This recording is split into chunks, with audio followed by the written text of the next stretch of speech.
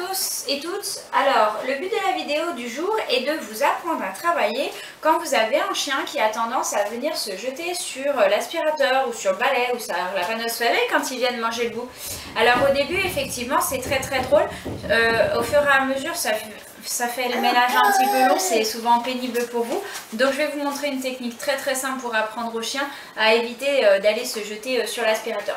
Donc au départ, vous allez faire attention à est-ce que votre chien il réagit. Est-ce que votre chien il réagit quand ça bouge mais qu'il n'y a pas de bruit, ou est-ce que c'est un peu plus quand il y a du bruit que ça va le faire?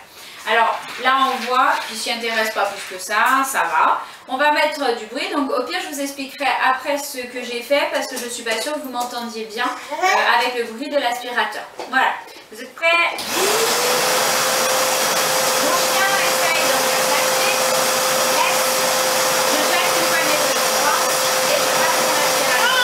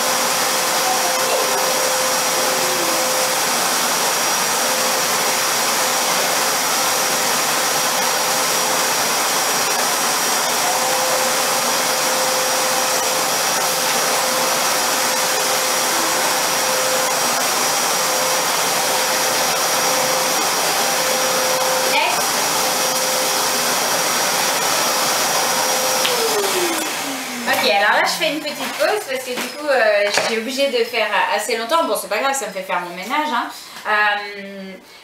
En fait le chien, j'ai commencé à l'entraîner, donc il a commencé à comprendre qu'il fallait éviter de toucher l'aspirateur. En l'occurrence je voulais qu'il le regarde.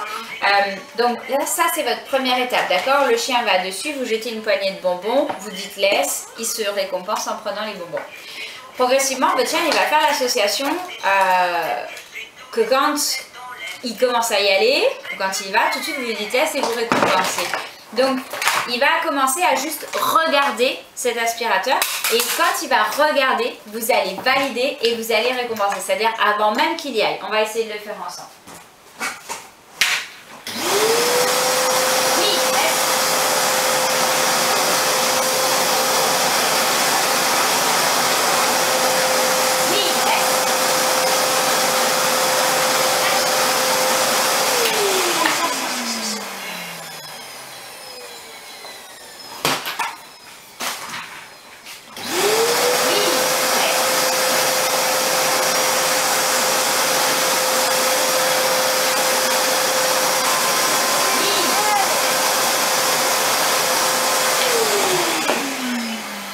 Donc là normalement vous avez bien dû le voir, il a regardé, il a renoncé à aller dessus, d'accord?